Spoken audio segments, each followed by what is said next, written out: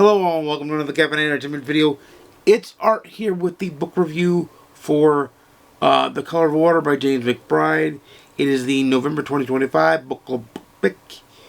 It is a autobiographical book about James Maxbride. James Maxbride is, in case you don't know, an American musician and writer.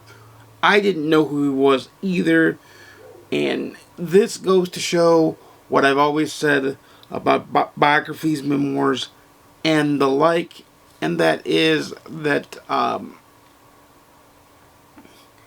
they're only as interesting as the person they're about.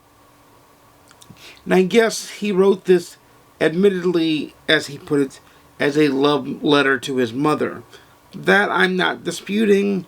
Like, it is a love letter to his mother. Is it interesting? No, not really. It is kind of meh. It's kind of run-of-the-mill. It's kind of, it's not bad. Like, I originally thought it was going to be bad and boring and slow. It's just run-of-the-mill. It shows that he had a not very uniquely American childhood back in the age when he grew up in the 60s, 70s, and early 80s.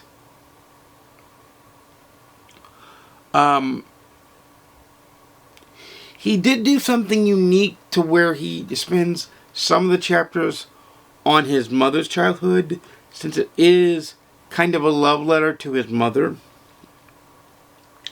That I thought was unique. It deals with, like, how he handled in his early life things that happened in his early life, like the death of Robert F. Kennedy Jr., John F. Kennedy Jr., or John F. Kennedy, Robert F. Kennedy,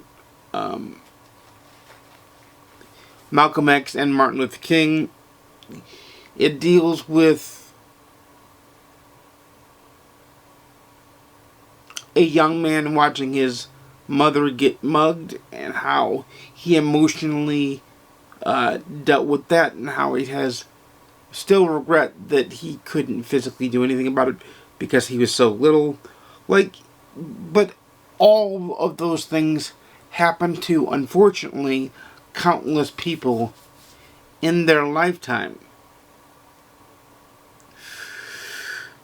What makes him unique is that he's a writer and a musician, and he's performed all over the world. I get that. But if you don't like his type of music or his type of writing, then he won't be impressive to you. He won't stand out to you, I guess is the best way to put it. And this is really the only way I can do this spoiler free without going in and diving into details. There is one thing I will say though.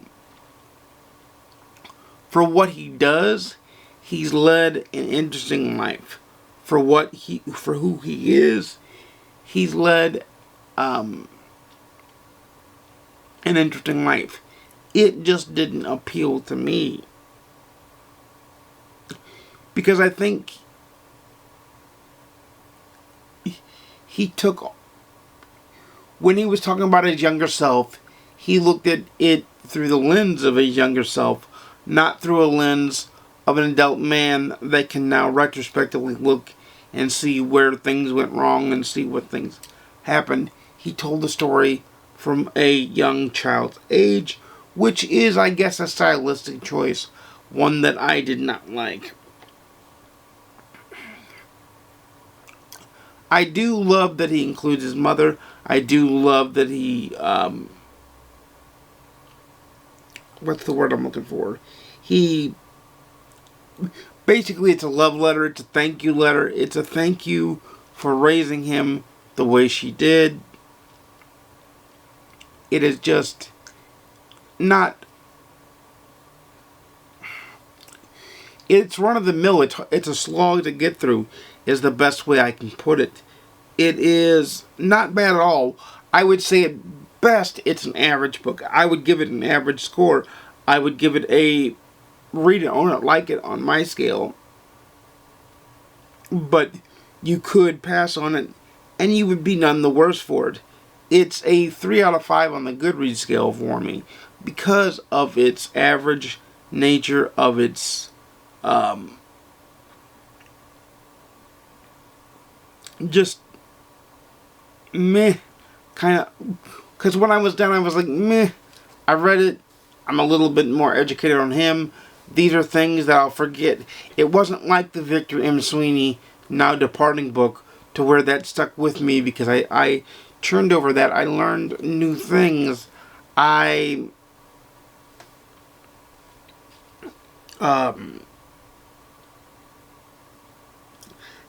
just spoke to me. If you want to read what I feel is a much better African American story, to me that would be Stuart Scott's book, which is the name I can't remember. I'll try to post a link to it in the comments down below. But it's not The Color of Water isn't a bad book. It's just not a good book.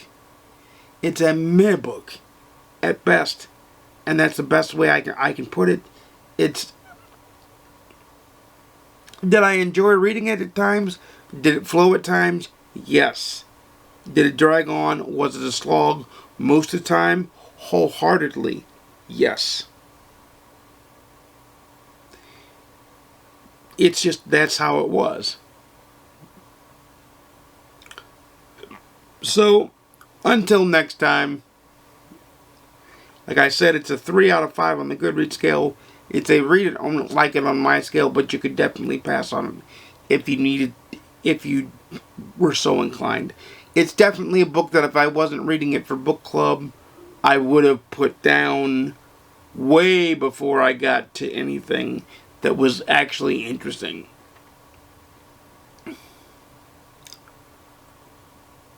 So that's where I lean on that, and that's why I say it's a mid book.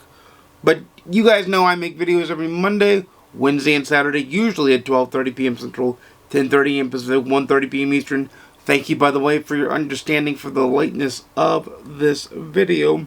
And Wednesday we'll be back at 12:30 p.m. Central. We'll be back at our normal time. I appreciate you guys understanding for the lateness of the video, and I appreciate you guys watching the videos as it were.